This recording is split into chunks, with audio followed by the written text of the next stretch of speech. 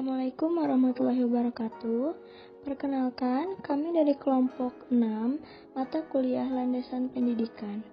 Kami akan membawakan materi tentang landasan yuridis pendidikan. Sebelumnya, izinkan saya memperkenalkan anggota kelompok dari kelompok 6. Yang pertama ada Ambar Nur Rohmah, yang kedua Atria Safira, Firda Nur Hanifah, Hana Azahra, Nita Ahyadianti, dan Sofa Salsabila. Ada pula poin-poin dari materi yang akan kami bahas pada hari ini. Yang pertama adalah pengertian dari landasan yuridis pendidikan. Yang kedua, urgensi landasan yuridis. Yang ketiga, Undang-Undang Dasar 1945 tentang Pendidikan dan Kebudayaan. Yang keempat, Undang-Undang Dasar Republik Indonesia tentang Standar Nasional Pendidikan. Yang kelima, Perpu tentang Standar Nasional. Yang keenam, kebijakan tentang program guru pembelajar. Yang ketujuh, kebijakan tentang penguatan pendidikan karakter. Dan materi terakhir yaitu kebijakan tentang GLN. Baik, untuk materi pertama yaitu pengertian dari landasan yuridis pendidikan akan disampaikan oleh saya sendiri, Atria Safira. Yuridis adalah sebuah kata yang banyak digunakan dalam sistem ketatanegaraan. Yuridis dapat didefinisikan sebagai suatu hal yang dapat ditinjau secara hukum. Sedangkan dalam kamus hukum, yuridis berasal dari kata yuridis yang berarti menuruti hukum yang telah diakui oleh pemerintah. Ada juga beberapa pakar yang memaknai pengertian yuridis sebagai segala hal yang memiliki arti hukum dan sudah disahkan oleh pemerintah. Jika aturan ini dilanggar, maka siapapun yang melanggarnya akan mendapatkan teguran atau sanksi. Yuridis ini bersifat memaksa dan mengikat. Artinya, seseorang haruslah mematuhi dan mengikat semua orang yang ada di sebuah wilayah di mana hukum ini diberlakukan. Sementara untuk pengertian dari landasan yuridis pendidikan sendiri adalah seperangkat konsep peraturan perundang-undangan yang menjadi titik tolak sistem pendidikan Indonesia yang menurut Undang-Undang Dasar 1945 meliputi Undang-Undang Dasar Republik Indonesia, Ketetapan MPR, Undang-Undang Peraturan Pemerintah Pengganti Undang-Undang, Peraturan Pemerintah, Keputusan Presiden, Peraturan Pelaksanaan lainnya seperti Peraturan Menteri, Instruksi Menteri, dan lain sebagainya. Selanjutnya adalah urgensi landasan yuridis pendidikan. Seperti yang sudah dipaparkan sebelumnya bahwa landasan yuridis itu bisa memberikan banyak pengetahuan tentang beragam peraturan atau hukum konstitusional dan kebijakan pemerintah yang dijadikan pijakan dalam pelaksanaan praktik pendidikan di Indonesia.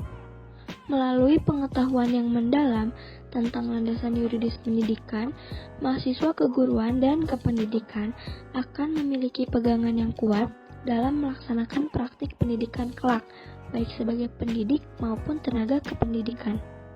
Sebagai warga negara yang taat hukum, wajib hukumnya bagi mahasiswa untuk mengetahui, memahami, menghayati, dan mengamalkan dasar-dasar konstitusional dalam berbagai dimensi kehidupan, tak terkecuali dimensi pendidikan. Dengan memahami, menghayati, dan mengamalkan dasar-dasar konstitusional dalam berbagai dimensi pendidikan, maka tentunya derajat dan martabat manusia akan berimbas pada peningkatan SDM atau sumber daya manusia. Peningkatan kualitas sumber daya manusia tentunya akan meningkatkan kualitas dan daya saing suatu bangsa dalam persaingan global. Nah, atas dasar inilah, maka pemahaman, penghayatan, dan pengalaman landasan yuridis pendidikan dirasa urgen bagi perkembangan studi landasan pendidikan. Materi selanjutnya adalah Undang-Undang Dasar 1945 Pasal 31 Ayat 1, 2, 3, 4, dan 5 tentang pendidikan dan kebudayaan.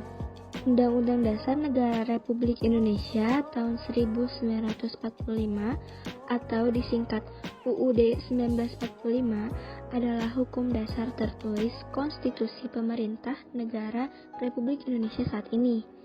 Undang-Undang Dasar 1945 memuat hukum dasar negara yang ditempatkan sebagai sumber hukum bagi pembentukan peraturan perundang-undangan di bawah Undang-Undang Dasar. Artinya, cita-cita hukum yang dianut dalam tata hukum Indonesia sejak proklamasi kemerdekaan tahun 1945 harus tercantum di dalam hukum dasar. Salah satunya yaitu pasal 31 ayat 1, 2, 3, 4, dan 5 yang berfokus untuk membahas pendidikan dan kebudayaan di Indonesia. Yang pertama adalah pasal 31 ayat 1 yang berbunyi, setiap warga negara berhak mendapat pendidikan. Pasal 31 ayat 1 menjelaskan bahwa warga negara di Indonesia mempunyai hak untuk mendapat pendidikan, yaitu diberikan hak untuk mengenyam pendidikan dari tingkat dasar sampai tingkat tinggi.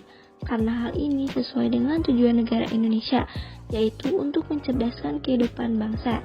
Salah satunya dengan dipenuhinya kebutuhan pendidikan masyarakat Indonesia dengan adil dan merata. Yang kedua adalah Undang-Undang Dasar 1945 pasal 31 ayat 2 yang berbunyi, setiap warga negara wajib mengikuti pendidikan dasar dan pemerintah wajib membiayainya. Pasal 31 ayat 2 ini menjelaskan bahwa setiap warga negara yang ingin mengikuti pendidikan harus terlebih dahulu ikut pendidikan dasar seperti SD, MI, SMP, MTS, dan sederajatnya. Setelah pendidikan dasar, baru ke tingkat yang lebih tinggi.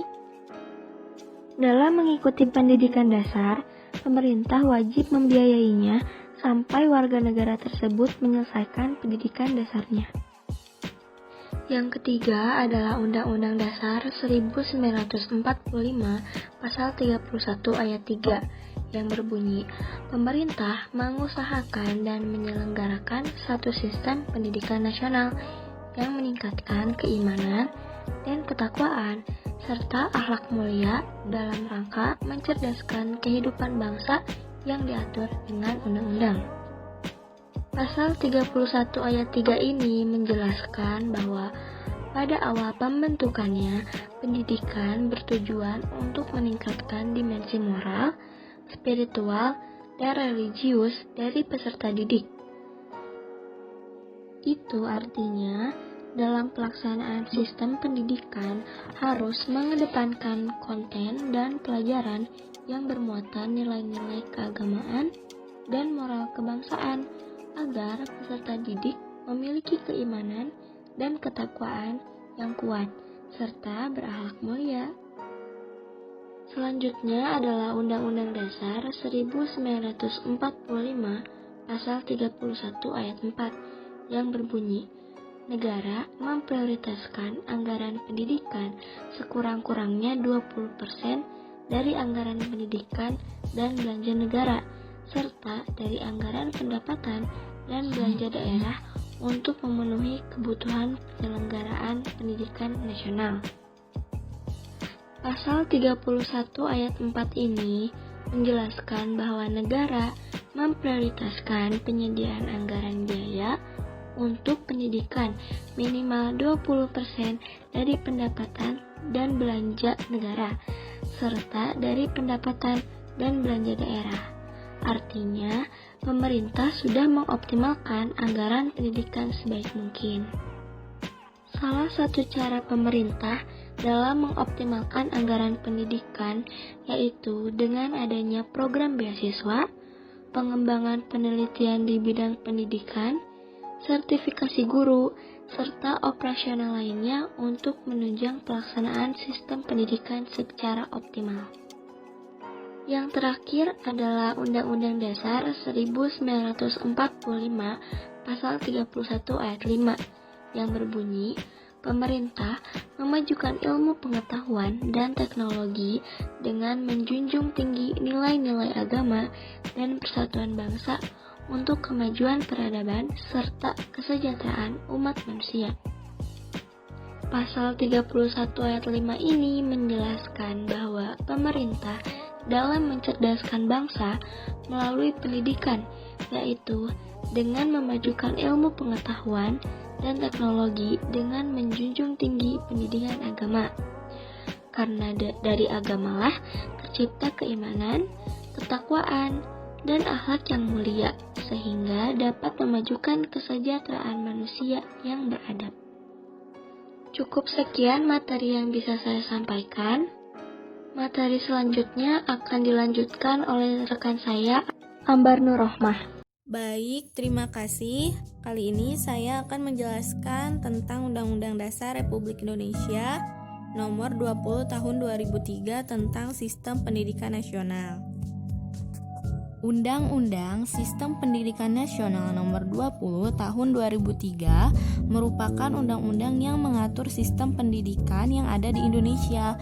Pembentukannya berpijak pada Undang-Undang Dasar 1945 Pasal 31 ayat 1, 2, 3, 4, dan 5.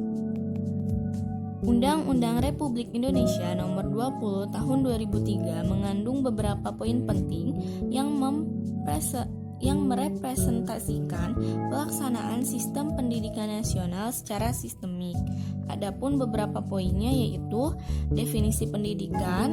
Pendidikan adalah usaha sadar dan terencana untuk mewujudkan suasana belajar dan proses pembelajaran agar peserta didik secara aktif mengembangkan potensi dirinya untuk memiliki kekuatan spiritual keagamaan, pengendalian diri, kepribadian, kecerdasan, akhlak mulia, serta keterampilan yang diperlukan dirinya, masyarakat, bangsa, dan negara. Ini menurut pasal 1 ayat 1 Undang-Undang Republik Indonesia Nomor 20 Tahun 2003. Lalu yang kedua adalah definisi pendidikan nasional, pendidikan yang berdasarkan Pancasila dan Undang-Undang Dasar Negara Republik Indonesia tahun 1945 yang berakar pada nilai-nilai agama, kebudayaan nasional Indonesia, dan tanggap terhadap tuntutan perubahan zaman. Ini menurut pasal 1 ayat 2 Undang-Undang Republik Indonesia Nomor 20 Tahun 2003. Lalu yang ketiga adalah sistem pendidikan nasional, yaitu keseluruhan komponen pendidikan yang paling terkait secara terpadu untuk mencapai tujuan pendidikan nasional menurut pasal 1 ayat 3 Undang-Undang Republik Indonesia Nomor 20 Tahun 2003. Yang keempat yaitu dasar sistem pendidikan nasional. Pendidikan nasional berdasarkan Pancasila dan Undang-Undang Dasar Negara Republik Indonesia tahun 1945 dari pasal 2 Undang-Undang Republik Indonesia Nomor 20 Tahun 2003. Lalu yang kelima yaitu fungsi dan tujuan pendidikan nasional. Fungsinya yaitu pendidikan nasional berfungsi mengembangkan kemampuan dan membentuk watak serta peradaban bangsa yang bermartabat dalam rangka mencerdaskan kehidupan bangsa menurut pasal 3 Undang-Undang Republik Indonesia Nomor 20 Tahun 2003. Tujuannya yaitu berkembangnya potensi peserta didik agar menjadi manusia yang beriman dan bertakwa kepada Tuhan Yang Maha Esa, berakhlak mulia, sehat, berilmu, cakap, kreatif, mandiri, dan menjadi warga negara yang demokratis serta bertanggung jawab. Ini menurut pasal 3 dan penjelasan atas Undang-Undang Republik Indonesia Nomor 20 Tahun 2003. Lalu yang keenam adalah visi dan misi. Visinya yaitu terwujudnya sistem pendidikan sebagai pranata sosial yang kuat dan berwibawa untuk memberdayakan semua warga negara Indonesia berkembang menjadi manusia yang berkualitas sehingga mampu dan proaktif menjawab tantangan zaman yang selalu berubah. Penjelasan ini atas Undang-Undang Republik Indonesia Nomor 20 Tahun 2003 tentang Sistem Pendidikan Nasional. Lalu misinya yaitu yang pertama mengupayakan perluasan dan pemerataan kesempatan memperoleh pendidikan yang bermutu bagi seluruh rakyat Indonesia. Yang kedua membantu dan memfasilitasi pengembangan potensi anak bangsa secara utuh sejak usia dini sampai akhir hayat dalam rangka mewujudkan masyarakat belajar. Yang ketiga yaitu meningkatkan kesiapan masukan dan kualitas proses pendidikan untuk mengoptimalkan pembentukan kepribadian yang bermoral. Yang keempat yaitu meningkatkan keprofesionalan dan akuntabilitas lembaga pendidikan sebagai pusat pembudayaan ilmu pengetahuan, keterampilan, pengalaman, sikap, dan nilai berdasarkan standar nasional dan global. Dan yang terakhir adalah memberdayakan peran serta masyarakat dalam penyelenggaraan pendidikan berdasarkan berdasarkan prinsip otonomi dalam konteks Negara Kesatuan Republik Indonesia. Penjelasan ini atas Undang-Undang Republik Indonesia Nomor 20 Tahun 2003 tentang Sistem Pendidikan Nasional. Lalu yang ketujuh yaitu prinsip penyelenggaraan pendidikan. Yang pertama adalah pendidikan diselenggarakan secara demokratis dan berkeadilan serta tidak diskriminatif dengan menjunjung tinggi hak asasi manusia, nilai keagamaan, nilai kultural, dan kemajemukan bangsa. Yang kedua yaitu pendidikan diselenggarakan sebagai satu kesatuannya yang sistemik dengan sistem terbuka dan multimakna. Yang ketiga yaitu pendidikan diselenggarakan sebagai suatu proses pembudayaan dan pemberdayaan peserta didik yang berlangsung sepanjang hayat. Yang keempat yaitu pendidikan diselenggarakan dengan memberi keteladanan, membangun kemauan, dan mengembangkan kreativitas peserta didik dalam proses pembelajaran. Yang kelima yaitu pendidikan diselenggarakan dengan mengembangkan budaya membaca, menulis, dan berhitung bagi segenap warga masyarakat. Yang terakhir, pendidikan diselenggarakan dengan memberdayakan semua komponen masyarakat melalui peran serta dalam penyelenggaraan dan pengendalian mutu layanan pendidikan. Ini menurut Pasal 4 Undang-Undang Republik Indonesia Nomor 20 Tahun 2003.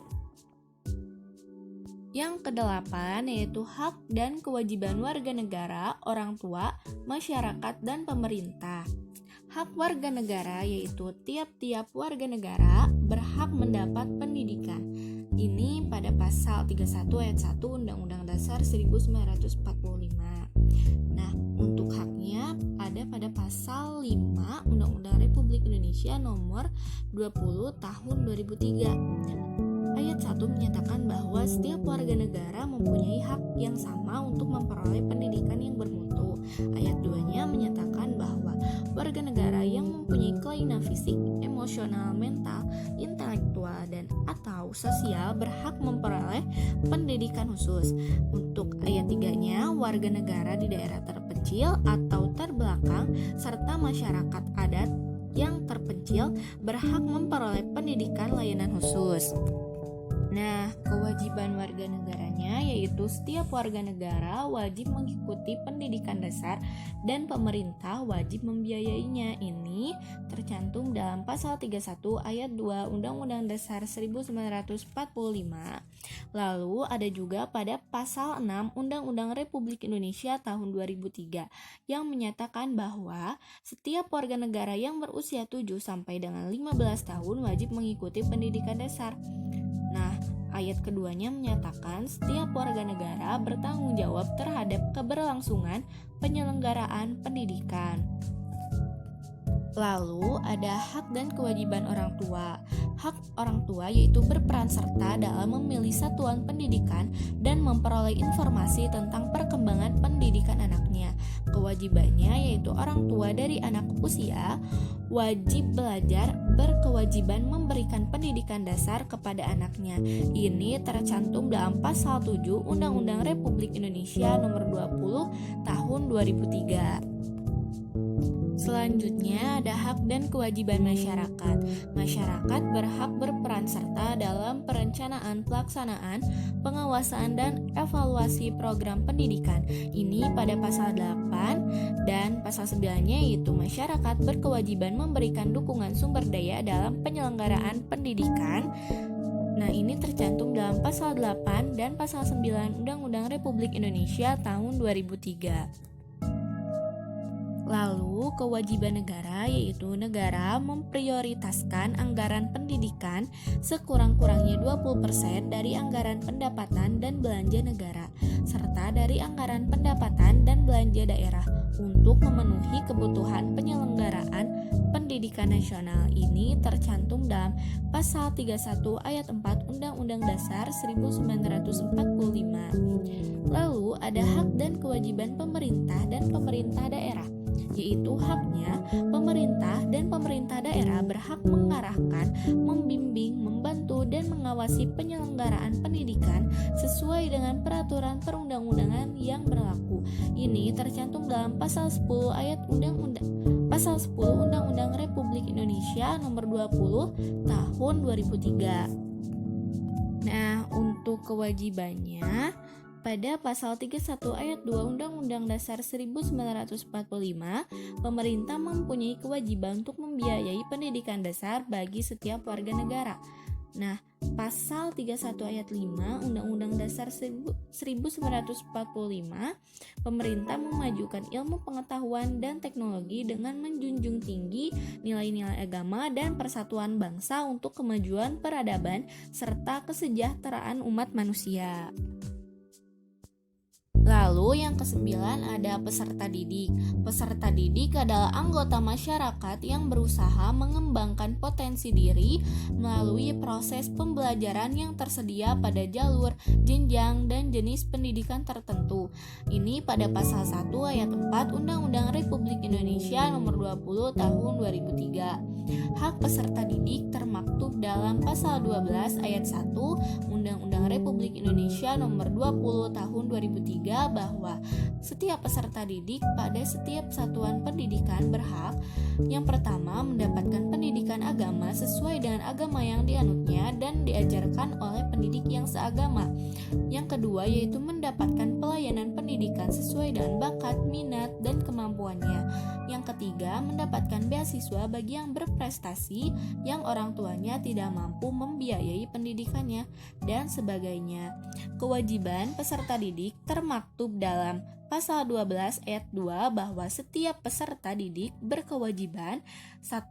Menjaga norma-norma pendidikan untuk menjamin keberlangsungan proses dan keberhasilan pendidikan.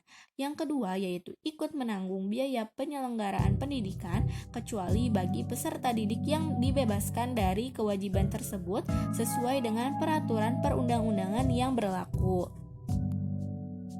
Yang ke-10 ada bahasa pengantar. Ini tercantum dalam pasal 33 Undang-Undang Republik Indonesia Nomor 20 Tahun 2003, yaitu ayat pertama mengenai bahasa Indonesia sebagai bahasa negara menjadi bahasa pengantar dalam pendidikan nasional. Untuk ayat 2-nya, bahasa daerah dapat digunakan sebagai bahasa pengantar dalam tahap awal pendidikan apabila diperlukan dalam penyampaian pengetahuan dan atau keterampilan tertentu. Ayat 3-nya, bahasa asing dapat digunakan sebagai bahasa pengantar pada satuan pendidikan tertentu untuk mendukung kemampuan berbahasa asing peserta didik. Nomor 11 yaitu wajib belajar. Ini tercantum dalam pasal 34 Undang-Undang Republik Indonesia tahun 2003 yang menyatakan bahwa setiap warga negara yang berusia 9 tahun dapat mengikuti program wajib belajar. Lalu pemerintah dan pemerintah daerah menjamin terselenggaranya wajib belajar minimal pada jenjang pendidikan dasar tanpa memungut biaya. Lalu yang ketiga, wajib belajar merupakan tanggung jawab negara yang diselenggarakan oleh lembaga kependidikan pemerintah, pemerintah daerah, dan masyarakat. Ketentuan mengenai wajib belajar sebagaimana dimaksud pada ayat 1, 2, dan 3 diatur lebih lanjut dengan peraturan pemerintah. Lalu untuk nomor 12 yaitu mengenai pendidik dan tenaga kependidikan. Pendidik adalah tenaga kependidikan yang berkualifikasi sebagai guru, dosen, konselor, pamong belajar, widya iswara, tutor, instruktur, dan sebagainya dengan kekhususannya serta berpartisipasi dalam menyelenggarakan pendidikan. Adapun yang dimaksud dengan kependidikan adalah anggota masyarakat yang mengabdikan diri dan diangkat untuk menunjang penyelenggaraan pendidikan. Ini dapat dilihat pada pasal 1 ayat 6 dan 7 Undang-Undang Republik Indonesia Nomor 20 Tahun 2003. Dalam Undang-Undang Republik Nomor 20 Tahun 2003 terdapat 6 pasal yang mengatur tentang pendidik dan tenaga kependidikan, yaitu pasal 39 mengenai tugas pendidik dan tenaga kependidikan, yaitu tenaga kependidikan bertugas melaksanakan administrasi, pengelolaan, pengembangan, pengawasan, dan pelayanan teknis untuk menunjang proses pendidikan pada satuan pendidikan, salah satunya. Lalu Lalu pasal 40-nya yaitu hak dan kewajiban pendidik dan tenaga kependidikan, yaitu salah satunya pendidik dan tenaga kependidikan berhak memperoleh penghasilan dan jaminan kesejahteraan sosial yang pantas dan memadai. Lalu pada pasal 41 jangkauan pendidik dan tenaga kependidikan, salah satunya yaitu pendidik dan tenaga kependidikan dapat bekerja secara lintas daerah. Untuk pasal 42 kualifikasi pendidikan pendidik, yaitu salah satunya pendidik harus mempunyai kualifikasi minimum dan sertifikasi sesuai dengan jenjang kewenangan mengajar, sehat jasmani dan rohani, serta memiliki kemampuan untuk mewujudkan tujuan pendidikan nasional. Untuk pasal 3, promosi, penghargaan dan sertifikasi, salah satunya yaitu promosi dan penghargaan bagi pendidik dan tenaga kependidikan dilakukan berdasarkan latar belakang pendidikan, pengalaman, kemampuan, dan prestasi kerja dalam bidang pendidikan. Lalu yang terakhir pada pasal 44 pembinaan pendidikan dan tenaga kependidikan, salah satunya adalah pemerintah dan pemerintah daerah wajib membina dan mengembangkan tenaga kependidikan pada satuan pendidikan yang diselenggarakan oleh pemerintah dan pemerintah daerah. Untuk yang ke-13 yaitu mengenai sarana dan prasarana pendidikan. Pada pasal 45 Undang-Undang Republik Indonesia Nomor 20 Tahun 2003 menyatakan setiap satuan pendidikan formal dan non-formal menyediakan sarana dan prasarana yang memenuhi keperluan pendidikan sesuai dengan pertumbuhan dan perkembangan potensi fisik, kecerdasan intelektual, sosial, emosional, dan kejiwaan peserta didik. Ketentuan mengenai penyediaan sarana dan prasarana pendidikan pada semua satuan pendidikan sebagaimana dimaksud pada ayat 1 diatur lebih lanjut dengan peraturan pemerintah. Lalu, pendanaan pendidikan dalam Undang-Undang Republik Indonesia Nomor 20 Tahun 2003 Pasal 46 sampai dengan Pasal 49. Pasal 46 salah satunya adalah pendanaan pendidikan menjadi tanggung jawab bersama antara pemerintah, pemerintah daerah, dan masyarakat. Pasal 47 salah satunya adalah sumber pendanaan pendidikan ditentukan berdasarkan prinsip keadilan, kecukupan, dan keberlanjutan. Pasal 48 salah satunya adalah pengelolaan dana pendidikan berdasarkan pada prinsip keadilan, efisiensi, transparansi, dan akuntabilitas publik.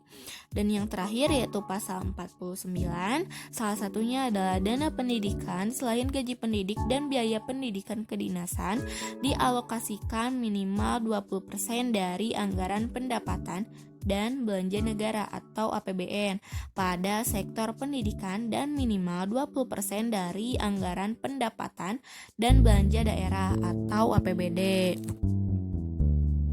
Lalu ada pengelolaan pendidikan yang tercantum dalam Undang-Undang Republik Indonesia Nomor 20 Tahun 2003 Pasal 50 sampai dengan Pasal 52. Pada Pasal 50, saya akan hanya menyebutkan beberapa saja. Pengelolaan sistem pendidikan nasional merupakan tanggung jawab Menteri. Lalu pemerintah menentukan kebijakan nasional dan standar nasional pendidikan untuk menjamin mutu pendidikan nasional. Lalu yang ketiga, pemerintah dan atau pemerintah daerah menyelenggarakan sekurang-kurangnya satu satuan pendidikan pada semua jenjang pendidikan untuk dikembangkan menjadi satuan pendidikan yang bertaraf internasional dan sebagainya. Lalu pada pasal 51 salah satunya pengelolaan satuan pendidikan anak usia dini, pendidikan dasar dan pendidikan menengah dilaksanakan berdasarkan standar pelayanan minimal dengan prinsip manajemen berbasis sekolah atau madrasah. Lalu untuk yang pasal 52 untuk ayat pertama yaitu pengelolaan satuan pendidikan non-formal dilakukan oleh pemerintah, pemerintah daerah dan atau masyarakat. Lalu ketentuan mengenai pengelolaan satuan pendidikan non-formal sebagaimana dimaksud pada ayat 1 diatur lebih lanjut dengan peraturan pemerintah. Alhamdulillah sudah yang terakhir ya dari saya yaitu mengenai peran serta masyarakat dalam pendidikan. Pasal 52 sampai dengan 56 Undang-Undang Republik Indonesia Nomor 20 Tahun 2003 membahas tentang ini. Berikut ini beberapa pasal dan ayat mengenai peran masyarakat dalam pendidikan. Yang pertama, peran masyarakat dalam pendidikan meliputi peran serta perseorangan, kelompok, keluarga, organisasi profesi, pengusaha, dan organisasi kemasyarakatan dalam penyelenggaraan dan pengendalian mutu pelayanan pendidikan. Ini pada pasal 50 ayat 2. Lalu, masyarakat berhak menyelenggarakan pendidikan berbasis masyarakat pada pendidikan formal dan non-formal sesuai dengan kekhasan agama, lingkungan sosial, dan budaya untuk kepentingan masyarakat. Ini pada pasal 55 ayat 1. Lalu, yang terakhir, penyelenggaraan pendidikan berbasis masyarakat mengembangkan dan melaksanakan kurikulum dan evaluasi pendidikan, serta manajemen dan penandaan sesuai dengan standar nasional pendidikan. Ini tercantum dalam pasal 55 ayat 2. Oke, sekian saja dari saya. Materi selanjutnya akan dipresentasikan oleh rekan saya yaitu Mita Ahya. Selanjutnya, saya akan memaparkan mengenai peraturan pemerintah tentang Standar Nasional Pendidikan, yang dimana terdapat dalam PPRI nomor 19 tahun 2005, lalu nomor 32 tahun 2013, dan nomor 13 tahun 2015. Pengertian Standar Nasional Pendidikan merupakan kriteria minimal tentang sistem pendidikan di seluruh wilayah hukum negara Republik Indonesia. Nah, pada PPRI nomor 19 tahun 2005 itu telah terjadi perubahan selama 2 kali, yaitu pada PPRI nomor 32 tahun 2013 dan juga PPRI nomor 13 tahun 2015. Nah, dalam 2 perubahan tersebut dilakukan dengan menyesuaikan pada perubahan bahwa dalam rangka mencerdaskan kehidupan bangsa itu diperlukan suatu komitmen nasional untuk meningkatkan mutu dan daya saing bangsa yang dimana melalui pengaturan kembali standar kompetensi lulusan, standar isi, standar proses, dan standar penilaian serta pengaturan kembali kurikulum. Nah, selanjutnya terdapat fungsi dan tujuan dari Standar Nasional Pendidikan, di mana Standar Nasional Pendidikan ini itu berfungsi sebagai dasar perencanaan, pelaksanaan, dan pengawasan pendidikan dalam rangka mewujudkan pendidikan nasional yang bermutu, yang dimana terdapat dalam pasal 3. Tujuan dari Standar Nasional Pendidikan itu adalah menjamin mutu pendidikan nasional dalam rangka mencerdaskan kehidupan bangsa dan membentuk watak serta peradaban bangsa yang bermartabat. Berikut beberapa gambaran mengenai lingkup materi yang akan dibahas pada Standar Nasional Pendidikan. Yang pertama yaitu standar isi. Nah, di dalam standar isi terdapat 3 poin. Yang pertama yaitu ruang lingkup materi. Ruang lingkup materi ini mencakup konsep keilmuan dan juga karakteristik satuan pendidikan dan program pendidikan. Lalu yang kedua adanya tingkat kompetensi, di mana mencakup tingkat perkembangan peserta didik, kualifikasi kompetensi Indonesia, dan juga penguasaan kompetensi yang berjenjang. Selanjutnya, standar isi itu dikembangkan oleh BSNP dan ditetapkan oleh peraturan menteri. Selanjutnya yaitu standar proses, di mana standar proses ini merupakan standar nasional pendidikan yang berkaitan dengan pelaksanaan pembelajaran pada satu satuan pendidikan untuk mencapai standar kompetensi lulusan. Nah, adapun beberapa peraturan terkait standar proses. Pada pasal 19 ayat 1, proses pembelajaran pada satuan pendidikan diselenggarakan secara interaktif, inspiratif, menyenangkan, menantang, dan juga memotivasi peserta didik. Yang dimana untuk peserta didik ini agar selalu berpartisipasi aktif serta memberikan ruang yang cukup untuk kreativitas dan kemandirian sesuai dengan bakat, minat, perkembangan fisik, serta psikologis peserta didik. Maka, dapat dipahami bahwa proses pembelajaran yang standar itu memiliki beberapa ciri, yaitu interaktif. Interaktif itu merupakan proses pembelajaran yang berjalan secara dialogis dan terjalin komunikasi yang multiarah, di mana ciri-cirinya itu siswa itu mulai aktif untuk membangun pengetahuannya melalui proses tanya jawab dan diskusi pemecahan masalah. Lalu yang kedua yaitu inspiratif. Inspiratif merupakan proses pembelajaran yang memberikan pengalaman kepada peserta didik. Contohnya itu pengalaman berharga seperti pengalaman belajar yang berkesan sehingga membangun karakter positif pada diri peserta didik. Lalu juga menyenangkan. Menyenangkan itu merupakan proses pembelajaran jauh dari kesan monoton dan jenuh, yang dimana selalu memunculkan unsur inovasi dan estetika sehingga berdampak positif nih bagi peningkatan semangat dan kebahagiaan peserta didik dalam menjalani proses pembelajaran.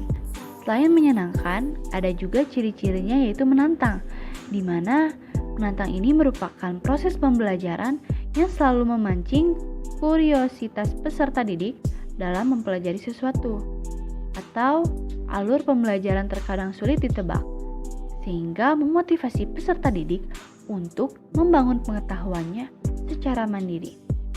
Yang terakhir yaitu memotivasi peserta didik untuk berpartisipasi. Artinya, jadi proses pembelajaran ini tuh senantiasa melibatkan peran semua peserta didik.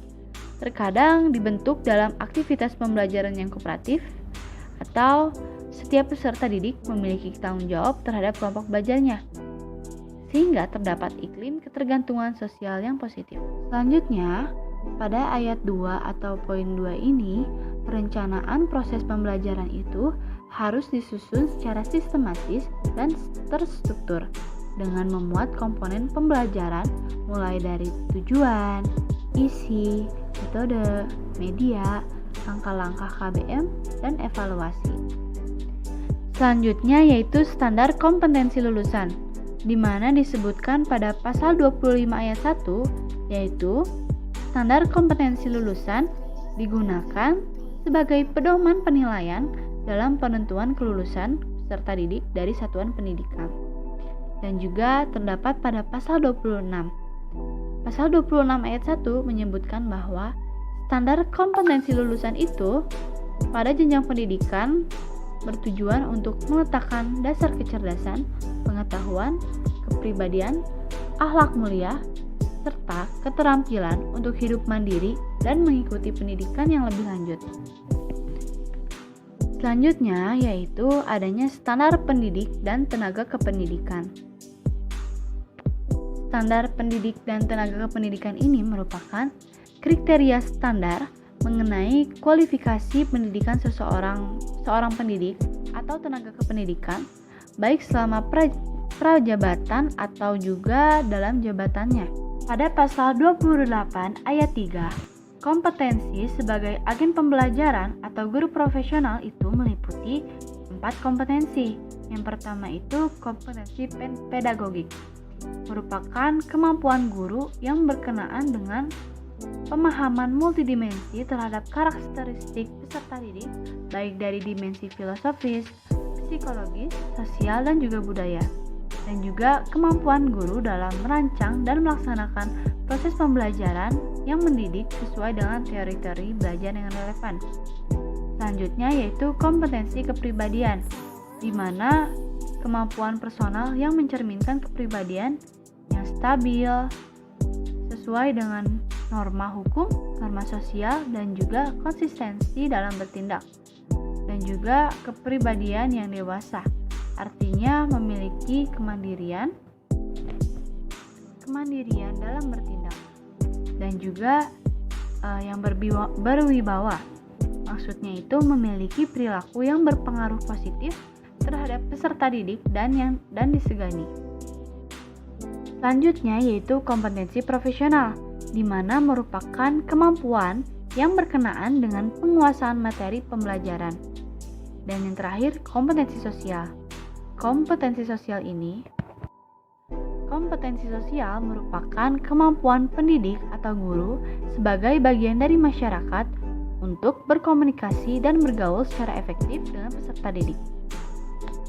Selanjutnya yaitu materi mengenai standar sarana dan prasarana pendidikan, di mana kriteria ini itu mencakup ruang belajar, tempat berolahraga, tempat beribadah, perpustakaan, tempat bermain, atau sumber belajar yang lain yang dimana diperlukan untuk menunjang proses pembelajaran termasuk penggunaan teknologi informasi dan komunikasi. Nah, terdapat pada pasal 42 yang dimana membahas mengenai poin utama dari standar sarana dan prasarana pendidikan yang dijelaskan pada ayat 2. Disebutkan bahwa setiap satuan pendidikan itu wajib memiliki prasarana yang meliputi lahan, ruang kelas, ruang pimpinan satuan pendidikan, ruang pendidik, ruang tata usaha, dan ruang-ruang lain yang menunjang pembelajaran. Lalu disebutkan pada pasal 45 mengenai standar rasio ruang kelas. Disebutkan pada pasal 45 ayat 6 ini bahwa standar kualitas bangunan satuan pendidikan itu ditetapkan oleh menteri yang menangani urusan pemerintahan di bidang pekerjaan umum. Selanjutnya pada pasal 46 mengenai ruang layanan khusus, di mana pada ayat 1 disebutkan satuan pendidikan yang memiliki peserta didik, pendidik, dan atau tenaga kependidikan yang memerlukan layanan khusus wajib menyediakan akses ke sarana dan prasarana yang sesuai dengan kebutuhan mereka. Selanjutnya mengenai standar pengelolaan, di mana kriteria mengenai perencanaan, pelaksanaan, dan pengawasan kegiatan pendidikan pada tingkat satuan pendidikan, kabupaten atau kota, provinsi, ataupun nasional, di mana agar tercapai efisiensi dan efektivitas penyelenggaraan pendidikan. Namun, dalam kesempatan ini, yang akan dikemukakan hanyalah berkenaan dengan pengelolaan oleh satuan pendidikan, yang dimana terdapat pada pasal 50 mengenai kepemimpinan.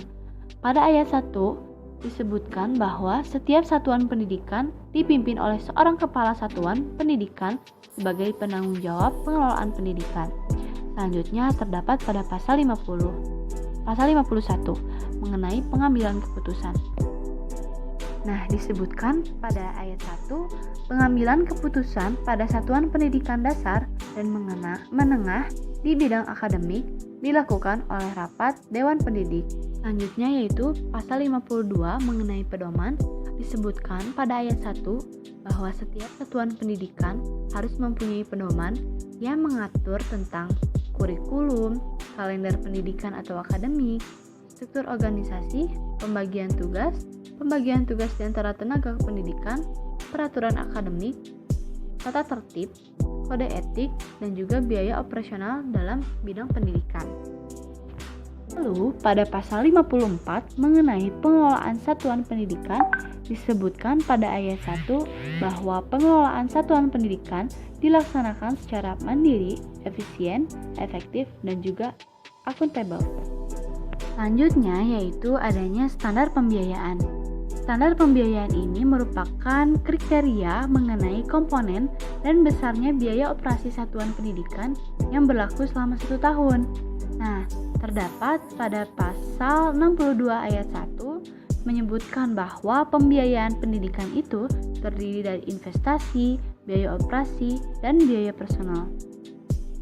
Nah, pada pasal 62 ayat 2, biaya investasi satuan pendidikan meliputi biaya penyediaan sarana dan prasarana, pengembangan sumber daya manusia, dan modal kerja tetapnya.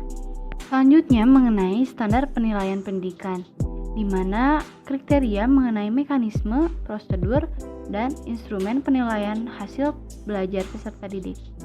Yang pertama yaitu terdapat pada pasal 63 yang mencakup mengenai lingkup penilaian pendidikan.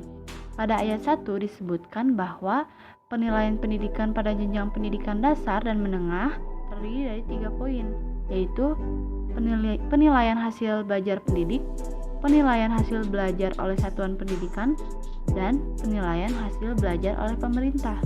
Selanjutnya terdapat pada pasal 64 mengenai penilaian hasil belajar oleh pendidik, di mana penilaian ini itu digunakan untuk menilai pencapaian kompetensi peserta didik dan sebagai bahan penyusunan laporan kemajuan hasil belajar dan memperbaiki proses pembelajaran yang disebutkan pada pasal 64 ayat 2. Selanjutnya yaitu pasal 65 mengenai penilaian hasil belajar oleh satuan pendidikan, di mana terdapat pada ayat 1, penilaian hasil belajar oleh satuan pendidikan bertujuan menilai pencapaian standar kompetensi lulusan untuk semua mata pelajaran. Baik, terima kasih. Materi selanjutnya adalah kebijakan Kementerian Pendidikan dan Kebudayaan mengenai program guru pembelajar. Program guru pembelajar bertujuan untuk meningkatkan kompetensi guru sebagai aktor pendidikan yang terus belajar dalam mengeksplorasi dan memperbaharui proses belajar mengajar guna mencerdaskan generasi bangsa yang memiliki kualitas tinggi agar mampu bersaing dan bereksistensi di abad ke-21.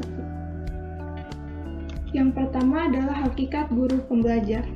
Hal ini tertuang dalam Undang-Undang Republik Indonesia Nomor 14 Tahun 2005 Poin B, yaitu menimbang perlu dikiranya dilakukan pemberdayaan dan peningkatan mutu guru dan dosen secara terencana, terarah, dan berkesinambungan, bahwa guru dan dosen mempunyai fungsi, peran, dan kedudukan yang sangat strategis dalam pembangunan nasional dalam bidang pendidikan sebagaimana dimaksud pada huruf A, sehingga perlu dikembangkan sebagai profesi bermartabat. Nah, secara pengertian guru pembelajar adalah guru yang senantiasa terus belajar selama dia mengabdikan dirinya di dunia pendidikan. Berikut adalah profil karakter dan alasan guru harus menjadi seorang pembelajar. Yang pertama adalah profil karakter guru pembelajar menurut Ibrahim DKK tahun 2017. Yang pertama adalah kuriositas epistemik atau keingintahuan dalam belajar, rasa ingin tahu, yang dimana indikatornya adalah selalu memunculkan pertanyaan signifikan, dan yang kedua selalu berupaya mencari informasi secara mandiri. Nah, yang kedua adalah kesadaran utopis atau hasrat memperbaiki kehidupan. Indikatornya adalah selalu prihatin melihat kelemahan atau kekurangan diri, situasi, dan lingkungan sosial. Yang kedua selalu berupaya kontributif atas diri sendiri dan pihak lain. Dan yang ketiga selalu berupaya memperbaiki keadaan terutama praktek mengajar di kelas. Nah, yang ketiga memiliki keterampilan mengajar yang di dalamnya terdapat kemampuan metakognitif dan kesadaran kritis. Metakognitif yaitu thinking about thinking atau berpikir tentang proses berpikir itu sendiri. Nah, dalam indikatornya terdapat 4 indikator. Yang pertama, memunculkan masalah atau pertanyaan spesifik, ide atau hipotesis atas fenomena yang sedang dipelajari. Yang kedua, selalu melakukan upaya-upaya untuk menjawab permasalahan yang dihadapinya. Yang ketiga, selalu mendiskusikan hasil karya dalam rangka memantau proses atau hasil belajarnya. Dan yang keempat, selalu memiliki peningkatan skill dan pengetahuan. Profil yang keempat adalah otonomi belajar yang ditunjukkan dengan kontribusi terhadap diri dan orang lain. Dan terdapat 4 indikator. Yang pertama, selalu mampu merancang pengujian atas teori yang ada. Yang kedua, selalu mampu melaksanakan pengujian atas teori yang ada. Yang ketiga, selalu menghargai atau menerima argumentasi yang baik. Yang keempat, selalu berupaya memenuhi kebutuhan belajar rekan. Nah, selanjutnya adalah alasan guru harus terus belajar selama berprofesi sebagai pendidik. Dalam proses belajarnya, guru menghasilkan karya dan inovasi yang mencerahkan untuk diaplikasikan dalam proses pembelajaran di kelas, sehingga menumbuhkan semua potensi peserta didik, dan mereka bukan sekadar bisa meraih, tetapi peserta didik bisa melampaui cita-citanya. Nah, jadi bila dijabarkan secara poin-poin, terdapat 3 poin. Yang pertama adalah profesi guru merupakan bidang pekerjaan khusus yang dilaksanakan berdasarkan prinsip profesionalitas. Hal ini untuk memiliki kesempatan untuk mengembangkan keprofesionalan secara berkelanjutan dengan belajar sepanjang hayat. Yang kedua, perkembangan ilmu pengetahuan, teknologi, dan seni menuntut guru untuk beradaptasi. Dalam kondisi atau era revolusi industri 4.0, terdapat banyak revolusi atau perkembangan ilmu pengetahuan, teknologi, dan seni yang dapat dimanfaatkan dalam proses belajar mengajar, dan kondisi ini menuntut guru untuk bisa beradaptasi dengan perubahan yang baru. Adapun kemampuan tersebut atau bagaimana guru bisa menggunakan perubahan-perubahan tersebut dengan cara melalui pelatihan, seminar, maupun melalui studi kepustakaan. Dan yang ketiga adalah karakter peserta didik yang senantiasa berbeda dari generasi ke generasi. Jadi metode pembelajaran generasi yang lalu dengan generasi yang sekarang itu tidak bisa disamakan, sebab adanya perubahan ilmu pengetahuan, teknologi, dan seni. Dan metode pembelajaran juga harus disesuaikan dengan kondisi peserta didik saat ini. Nah, berdasarkan alasan-alasan tersebut, guru pembelajar harus terus belajar, mampu beradaptasi dengan perubahan, dan dapat menginspirasi peserta didik agar menjadi subjek pembelajar mandiri yang bertanggung jawab, kreatif, dan inovatif. Itulah atau hasil yang ingin dicapai oleh peserta didik dengan cara guru menjadi seorang pembelajar.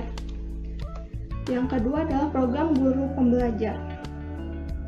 Program peningkatan kompetensi guru merupakan proses penyelenggaraan kegiatan belajar mengajar dalam rangka meningkatkan kemampuan dan kompetensi guru dalam melaksanakan tugas profesinya.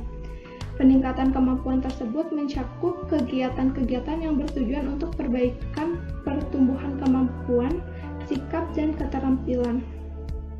Nah, dari kegiatan-kegiatan tersebut diharapkan akan menghasilkan suatu perubahan perilaku guru yang secara nyata perubahan perilakunya tersebut berdampak pada peningkatan kinerja guru dalam proses belajar mengajar. Program peningkatan kompetensi guru pembelajar sebagai salah satu cara untuk memenuhi standar kompetensi guru sesuai dengan tuntutan profesi dan perkembangan ilmu pengetahuan, teknologi, dan seni. Dan menjadi bagian penting yang harus selalu dilakukan secara terus-menerus atau berkelanjutan untuk menjaga profesionalitas guru. Dengan begitu, program ini harus dirancang untuk memberikan pengalaman baru dalam membantu peningkatan kompetensi sesuai bidang tugasnya agar guru memperoleh pengetahuan, keterampilan, dan meningkatkan sikap perilaku yang dibutuhkan untuk melaksanakan pekerjaan dengan baik sesuai tanggung jawabnya. Yang ketiga adalah landasan hukum program guru pembelajar. Hal ini tertuang dalam Peraturan Menteri Pendidikan Nasional Republik Indonesia Nomor 27 Tahun 2008 tentang Standar Kualifikasi Akademik Konselor. Dan peraturan ini secara umum menjelaskan kinerja konselor dalam menyelenggarakan pelayanan digerakkan oleh motif altruistik, sikap empatik, menghormati keberagaman, dan mengutamakan kepentingan konselor. Kompetensi akademik merupakan landasan bagi pengembangan kompetensi profesional, meliputi memahami secara mendalam konseli yang dilayani, menguasai landasan dan kerangka teoretik bimbingan dan konseling, menyelenggarakan pelayanan bimbingan dan konseling yang memandirikan, dan mengembangkan pribadi dan profesionalitas konselor secara berkelanjutan. Dan konselor ini minimalnya sudah menjadi S1 di Prodi Bimbingan dan Konseling. Nah, yang keempat, tujuan program guru pembelajar. Nah, secara umum tujuannya adalah untuk meningkatkan kompetensi guru baik secara pedagogik maupun profesional, serta memiliki performa sebagai pendidik dan pemimpin bagi peserta didiknya, menjadi contoh tentang ketangguhan, optimisme, dan keceriaan bagi peserta didiknya melalui berbagai moda dan media di berbagai pusat belajar. Nah, secara khusus terdapat 4 tujuan yang dicapai. Yang pertama adalah menguasai kompetensi pedagogik dan profesional sesuai dengan modul yang dipelajari. Yang kedua, memiliki performa sebagai pendidik dan pemimpin bagi peserta didiknya. Yang ketiga, menjadi contoh tentang ketangguhan, optimisme, dan keceriaan bagi peserta didik. Dan yang keempat, memiliki kemauan untuk terus belajar, mengembangkan potensi dirinya. Yang kelima adalah skenario program peningkatan kompetensi guru pembelajar. Setelah kita mengetahui hakikat guru pembelajar sampai tujuan program guru pembelajar, dan di yang kelima ini dirangkum bagaimana skenario program peningkatan kompetensi guru pembelajar. Yang pertama itu perubahan sikap guru pembelajar. Nah, indikator dari perubahan sikap guru pembelajar yaitu kemauan keras untuk belajar, mengembangkan potensi diri, dan materi yang atau di dalamnya itu memuat refleksi diri sebagai guru pembelajar, dan kegiatan yang dilakukan untuk adanya perubahan sikap sebagai guru pembelajar yaitu exploratory atau tanya jawab, diskusi atau dalam forum. Nah, yang selanjutnya setelah perubahan sikap sebagai guru pembelajar, selanjutnya adalah penguasaan kompetensi profesional. Nah, indikator dalam memenuhi penguasaan kompetensi profesionalnya yang adanya menguasai konsep, prinsip, dan prosedur disiplin ilmu yang mendukung mapel yang diampu. Yang kedua, materi yang ada di dalam indikatornya itu adalah konsep, prinsip, dan prosedur disiplin ilmu yang mendukung mata pelajaran yang diampu, dan kegiatannya itu untuk meningkatkan penguasaannya itu dengan diskusi, forum, penugasan, atau kerja praktik. Setelah penguasaan kompetensi profesional, ada juga selanjutnya penguasaan kompetensi pedagogik. Nah, indikator untuk penguasaan kompetensi pedagogik ya adanya terampil mengelola pembelajaran sesuai dengan karakteristik peserta didik pada jalur, jenis, dan jenjang pendidikan. Dan materi di dalam indikatornya itu ada pengelolaan pembelajaran yang efektif dan kegiatan untuk mengasah kemampuannya itu dengan diskusi, forum, penugasan, atau kerja praktik. Dan di akhir yaitu untuk mengaplikasikan semua pembelajaran yang sudah dipelajari atau materi-materi yang dipelajari sebelumnya, yaitu dengan peningkatan kompetensi dan kinerja guru. Sekian dari saya, terima kasih atas perhatiannya. Materi selanjutnya akan dijelaskan oleh teman saya. Selanjutnya, saya akan membahas mengenai kebijakan Kementerian Pendidikan dan Kebudayaan tentang penguatan pendidikan karakter. Menurut Kemendikbud tahun 2017, selain pengembangan intelektualitas, pengembangan karakter peserta didik sangatlah penting dalam sistem pendidikan nasional Indonesia. Selanjutnya ada 5 nilai utama dalam penguatan pendidikan karakter. Yang pertama, religius. Karakter religius mencerminkan masyarakat Indonesia yang menjunjung tinggi agama dan mencerminkan keberimanan kepada Tuhan Yang Maha Esa. Selain itu, dalam nilai religius terdapat 3 dimensi relasi, yaitu hubungan individu dengan Tuhan, individu dengan sesama, dan individu dengan lingkungan. Diharapkan individu yang memiliki nilai karakter religius dapat memiliki karakter mencintai lingkungan, cinta damai, toleransi, teguh pendirian, dan lain sebagainya. Yang kedua, nasionalis. Karakter nasionalis menunjukkan bahwa masyarakat Indonesia merupakan masyarakat yang cinta tanah air, bangsa, dan negara.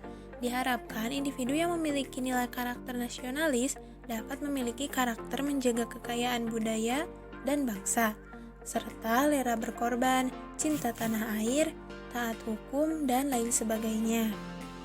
Kemudian yang ketiga, mandiri. Karakter mandiri mencerminkan kedewasaan dari individu dan mampu menghadapi realitas.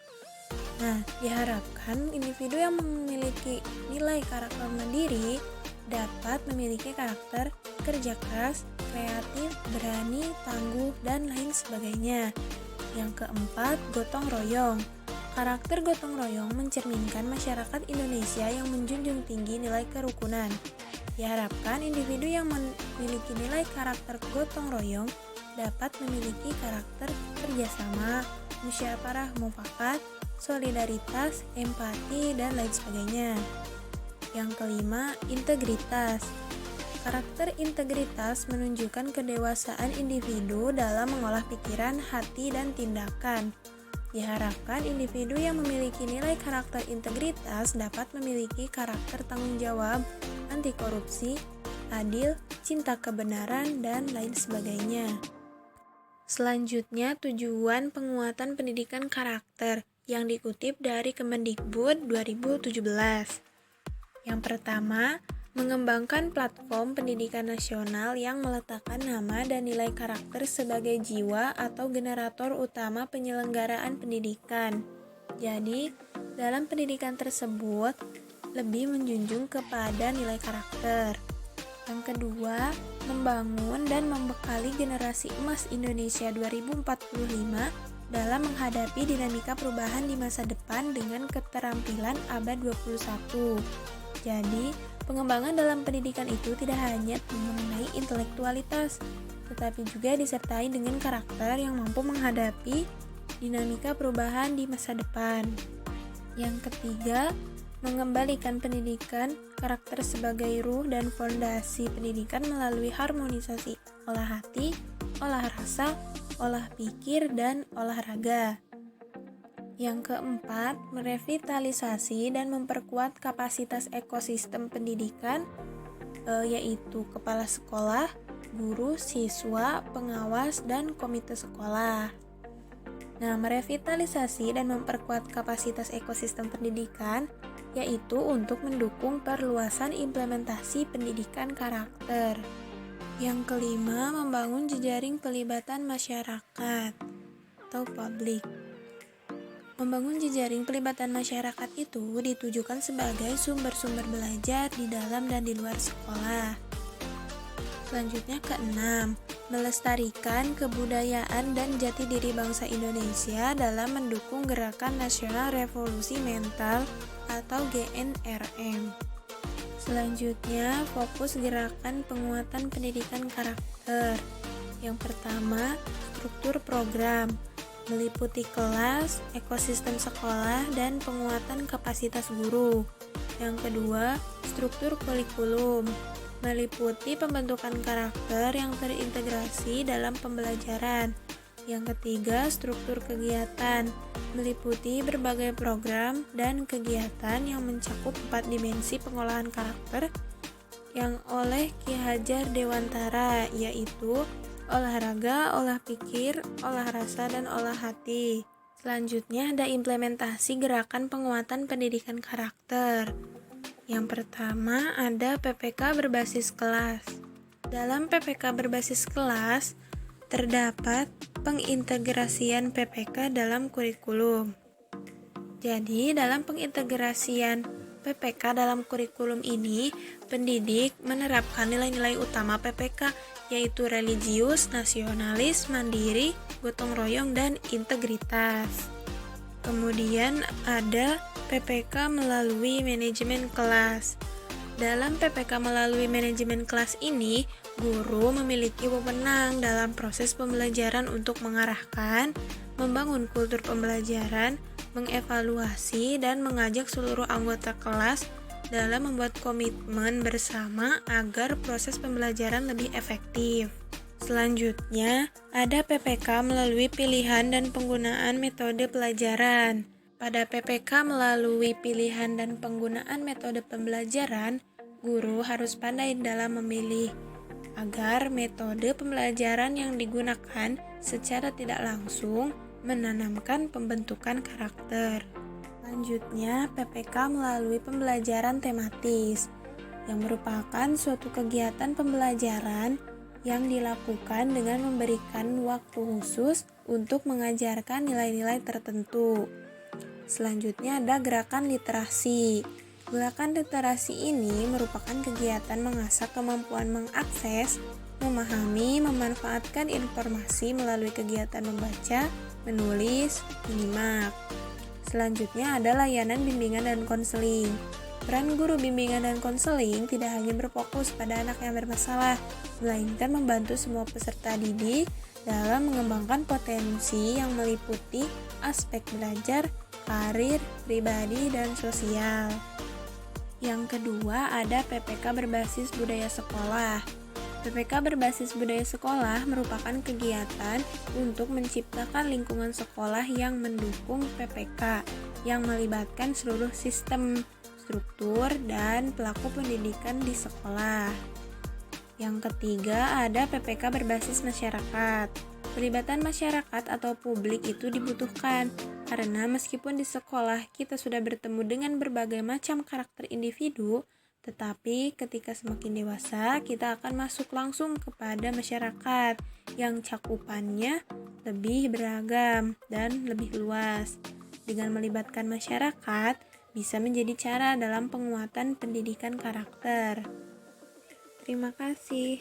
Materi yang selanjutnya akan disampaikan oleh rekan saya. Baik, terima kasih. Selanjutnya adalah materi terkait kebijakan Kemendikbud tentang program gerakan literasi.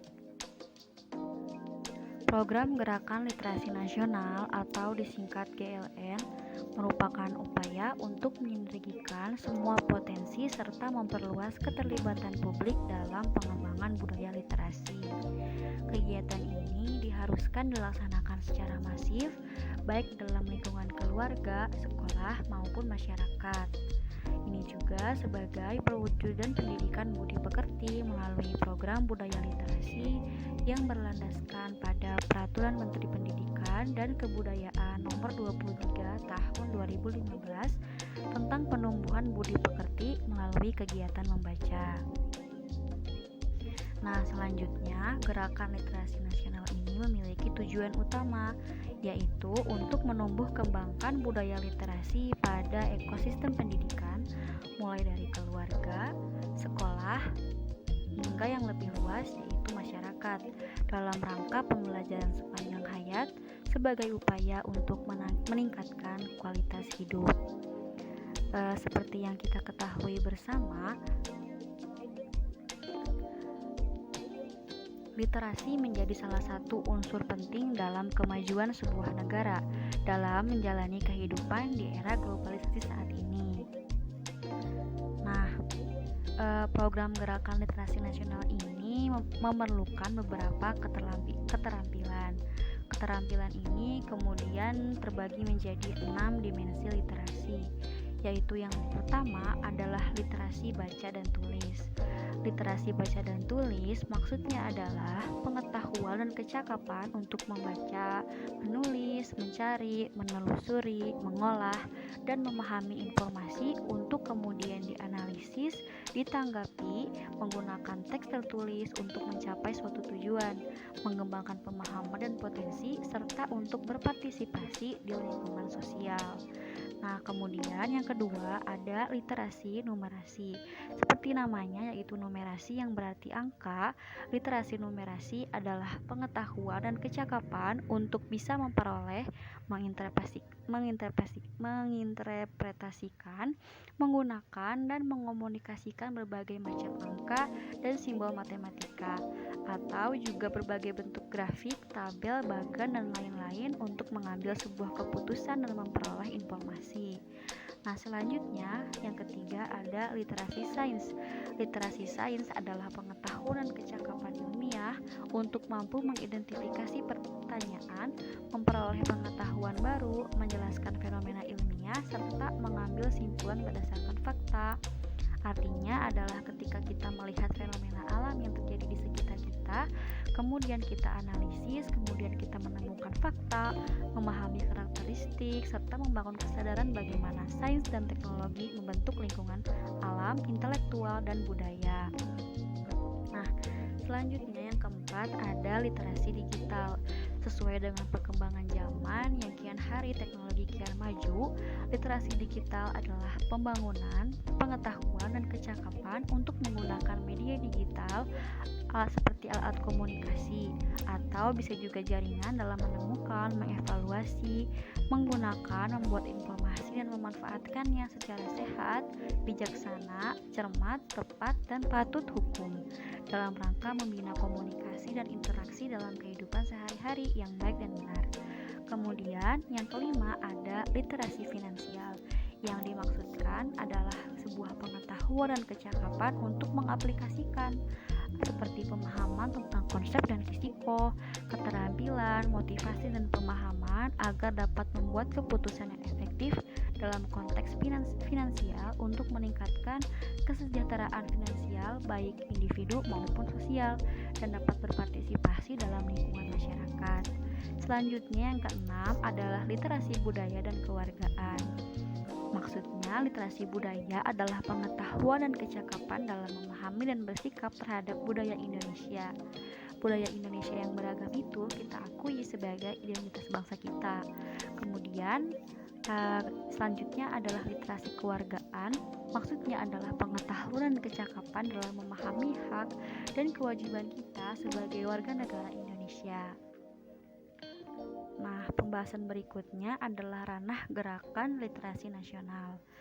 Ranah yang pertama adalah gerakan literasi di sekolah. Gerakan literasi di sekolah ini dilaksanakan dengan mengintegrasikannya dengan kegiatan kurikuler atau kegiatan yang berkaitan dengan kurikulum, kegiatan belajar mengajar di kelas yang dipandu oleh guru mata pelajaran. Kemudian ada kokurikuler atau kegiatan-kegiatan yang mampu melengkapi kegiatan kurikuler, yaitu seperti kegiatan studi tour dan lain-lain. Nah, kemudian ada kegiatan ekstrakurikuler. Seperti yang kita ketahui, kegiatan ekstrakurikuler merupakan kegiatan untuk peningkatan minat dan bakat siswa yang dipandu oleh guru atau pembimbing ekstrakurikuler. Nah, gerakan literasi di sekolah ini membutuhkan peranan dari kepala sekolah, guru, sistem sekolah, juga semua warga sekolah termasuk siswa. Nah, kemudian ada gerakan literasi keluarga. Gerakan ini dilaksanakan dalam bentuk penyediaan bahan bacaan keluarga, penguatan pemahaman tentang pentingnya literasi bagi keluarga, dan pelaksanaan kegiatan literasi bersama keluarga. Nah, dalam sini perlu adanya kekompakan dalam masing-masing anggota keluarga dari ayah, ibu, dan anak-anaknya. Nah, kemudian yang ketiga ada gerakan literasi di masyarakat. Gerakan ini dilaksanakan dalam bentuk penyediaan fasilitas seperti bahan bacaan yang beragam di ruang publik, penguatan fasilitator literasi masyarakat, perluasan akses terhadap sumber belajar, dan perluasan pelibatan publik dalam berbagai bentuk kegiatan literasi. Artinya ini membutuhkan juga pengaruh dari pemerintah setempat, di mana pemerintah setempat seperti menyediakan taman bacaan, mengaktifkan perpustakaan daerah, sehingga mampu meningkatkan minat membaca dari para warga yang ada di daerah tersebut. Juga ada perluasan pelibatan publik, dimaksudkan adalah seperti daerah menyediakan seminar-seminar yang berkaitan dengan literasi. Nah, kemudian pembahasan selanjutnya adalah bahwa gerakan literasi nasional ini memerlukan strategi untuk ditetapkan secara efektif. Strategi yang pertama adalah penguatan kapasitas fasilitator. Fasilitator literasi merupakan ujung tombak gerakan literasi yang membantu dan mendorong masyarakat Indonesia dalam menumbuh kembangkan budaya literasi pada ekosistem pendidikan. Oleh karena itu, penguatan kapasitas fasilitator menjadi salah satu upaya yang harus dilakukan. Terkadang, seseorang itu tidak melakukan budaya literasi karena kurangnya fasilitas yang ada. Dengan ketersediaan fasilitas akan mendukung gerakan literasi bagi para warga atau para siswa di sekolah. Nah, kemudian Yang kedua adalah peningkatan jumlah dan ragam sumber belajar bermutu. Sumber belajar bermutu yang berupa bahan bacaan pada saat ini itu masih kurang, baik dari segi jumlah, subjek, jenis bacaan, dan kualitas bacaan. Oleh karena itu, pengembangan bahan bacaan literasi dalam bentuk digital merupakan salah satu pilihan yang tepat. Sumber belajar yang kaya dan beragam memberikan keleluasaan untuk mengakses, memanfaatkan, dan mengembangkan kegiatan literasi. Nah, strategi selanjutnya adalah perluasan akses terhadap sumber belajar dan cakupan peserta belajar.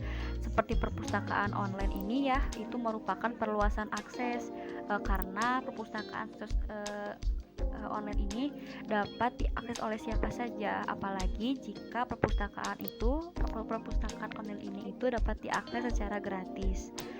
Nah, perlu ada sarana dan prasarana yang mendukung seperti layanan taman bacaan dan pojok bacaan di tempat umum. Kemudian, akses terhadap sumber belajar berkolerasi dengan perluasan cakupan peserta belajar. Nah, strategi selanjutnya adalah peningkatan perlibatan publik. Partisipasi aktif semua pelaksana gerakan literasi ini juga sangat penting, seperti dalam satuan pendidikan meliputi pemerintah provinsi dan pemerintah kabupaten atau kota. Kemudian pada lingkup eksternal Kemendikbud, pihak-pihak yang dapat terlibat adalah seperti perguruan tinggi, Perpusnas, IKAPI, lembaga donor, dan lain-lain. Juga unsur masyarakat seperti lembaga masyarakat di bidang pendidikan, perpustakaan, masyarakat, taman baca, masyarakat, dan para tokoh masyarakat. Tentunya keterlibatan para tokoh ini itu sangat penting bagi peningkatan gerakan literasi nasional di Indonesia. Nah, strategi yang terakhir adalah penguatan tata kelola. Mekanisme pengelolaan ekosistem pada ranah sekolah, keluarga, dan masyarakat menjadi salah satu strategi penopang kesuksesan GLN. Penguatan tata kelola yang dilakukan oleh pelaku literasi di berbagai ranah merupakan bentuk komitmen dan keseriusan semua pihak untuk mewujudkan kesuksesan gerakan ini. Penguatan tata kelola GLN dimaksudkan agar sinergitas para perumus kebijakan, pendanaan, dan pelaksanaan di tingkat lapangan tetap terjamin dan berjalan secara efektif. Untuk itu diperlukan kejelasan tugas dan fungsinya masing-masing untuk dilaksanakan dengan penuh tanggung jawab. Berikut adalah materi yang dapat saya sampaikan. Dengan ini terima kasih. Sekian presentasi dari kelompok 6 pendidikan berlandaskan Yudiris. Terima kasih. Saya ucapkan Assalamualaikum warahmatullahi wabarakatuh.